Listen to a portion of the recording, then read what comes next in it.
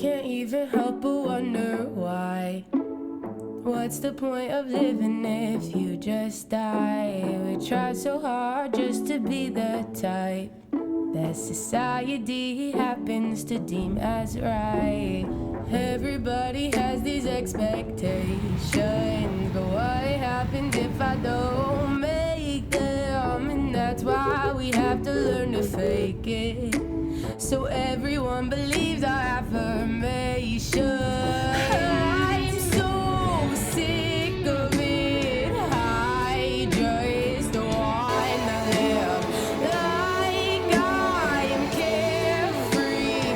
I just wanna be cool with being me. All we ever care about is life.